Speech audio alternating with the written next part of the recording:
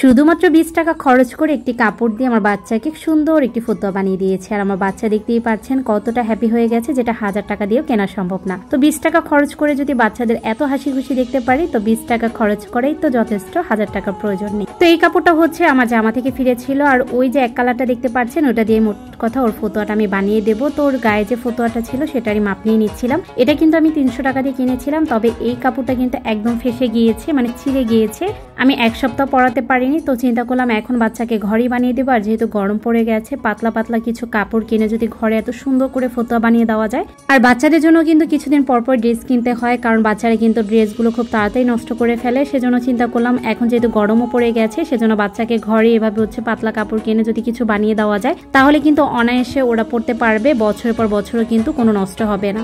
আর বাচ্চারা যেহেতু অনেক রকমের খাওয়া দাওয়া করে, সেজন্য কিন্তু সামনের পাটটা হচ্ছে খুব তাড়াতাড়ি নষ্ট করে ফেলে। সেজন্য কিন্তু এভাবে কাপড় কিনে কম টাকায় ঘরেই বানিয়ে নেওয়া যায়। আর যারা কাজ জানে তাদের জন্য তো এই ব্যাপারটা অনেক ইজি, আর যারা জানে না তারা হয়তো একটু টাকা খরচ করে বানিয়ে নিতে হবে। তারপরও আমি বলবো বানিয়ে নিলে কিন্তু অনেকদিন বাচ্চাকে অনায়াসে পড়াতে পারবেন। আর যদি কিনে নেন তাহলে কিন্তু কাপড়গুলো ফেসে যাবে, বা অনেক সময় হচ্ছে দাম দিয়ে কিনতে হয়, যেটা আমাদের স্বার্থের মধ্যেও থাকে না। তো যাই হোক, আমি বিয়ের আগে অনেক বাচ্চাদের বানিয়ে দিয়েছিলাম, তবে আমার বাচ্চাকে কিন্তু আমি কখনই বানানো ড্রেস পরাইনি। আমার মেয়েকে হচ্ছে প্রথম 2-3টা বানিয়ে দিয়েছিলাম স্টাইলিশ ড্রেসগুলো।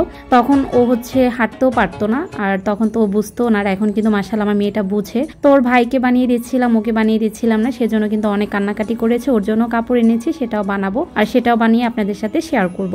তো এই তো যে কাপড়টা রয়ে গেছিল সেটা দিয়ে হচ্ছে লেজ দিয়ে তারপর এক কালের মধ্যে হচ্ছে এভাবে যদি সিলিয়ে দেওয়া হয় তাহলে কিন্তু অনেক সুন্দর লাগে। তো এটা বানাতে আমার মোট সময় লেগেছে 15 থেকে 20 মিনিট, এর থেকে বেশি সময় কিন্তু প্রয়োজন নেই। তো এটা বানাচ্ছিলাম আর ভাবছিলাম ওকে যদি পড়ালে ভালো না লাগে তারপর তো এটা বিধা হয়ে যাবে, কাউকে দিয়ে দিতে হবে। তবে মাশাআল্লাহ পড়ানোর পরে কিন্তু অনেক ভালো লেগেছে। তো এখন কিন্তু আমার কনফিডেন্সটা বেড়ে গেছে, সেজন্য কিন্তু প্রতিনিয়ত ওর জন্য বানাতে পারবো। আর এটা যেহেতু ঘরেই ছিল কাপড়টা, তো এটা দিয়ে বানিয়ে প্রথমে হচ্ছে ট্রাই করছি।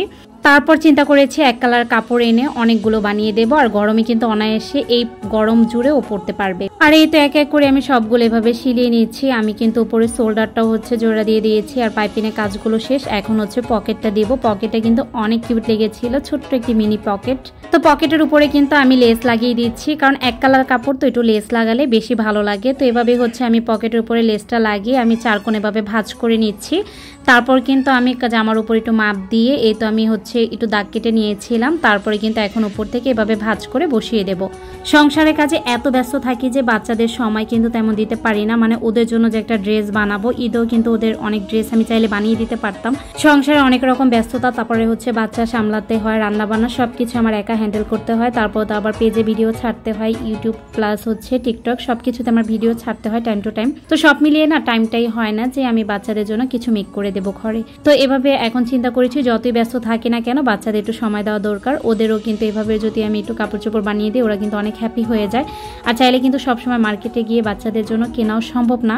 তো আমার বিয়ের আগে কিন্তু মেশিনের কাজ একদমই রানিং ছিল, আর বিয়ের পরে কিন্তু মেশিনে তেমন কাজ করতেই পারতাম না। মানে সে আমাকে মেশিনে বসতেই দিত না। আর এখন তো বাচ্চা হওয়ার পর থেকে আমি নিজেই সময় পাই না, তো আর মেশিনে কীভাবে বসবো। তো এখন হচ্ছে ওর এই তো বুদামের জন্য ঘাট সিলিয়ে দিলাম। তারপর কিন্তু আমি হচ্ছে বুদামটাও লাগিয়ে নেব। ঘরে যে বুদামগুলো ছিল সেগুলো লাগিয়ে দিয়েছি, কোনো এক্সট্রা করে দোকান থেকে আর কিনে নিই। এই তো কিউট ফতুয়াটা কিন্তু হয়ে গেছে। আর এখন হচ্ছে আমার বাচ্চাকে পড়াবো, আর ওকে পড়ানোর পর এতটা হ্যাপি হয়ে গেছে, ও তো বারবার পকেট দেখছিল, মানে পকেটটা আরও বেশি ভালো লাগছিল। তো আমার বাচ্চাকে এই ড্রেসটা পরানো কেমন লেগেছে অবশ্যই কমেন্ট করে জানাবেন। আর আপনারা চাইলে কিন্তু এই সামান্য টাকা খরচ করে বাচ্চাদের এভাবে নতুন নতুন ড্রেস বানিয়ে দিতে পারেন। আজকের ভিডিওটি এখানেই শেষ করছি, আর নেক্সট এবার কিন্তু আমার মেয়ের জন্য ড্রেস বানাবো, সেটা আপনাদের সাথে শেয়ার করবো ইনশাআল্লাহ। সবাই অনেক বেশি ভালো থাকবেন। আল্লাহ হাফেজ।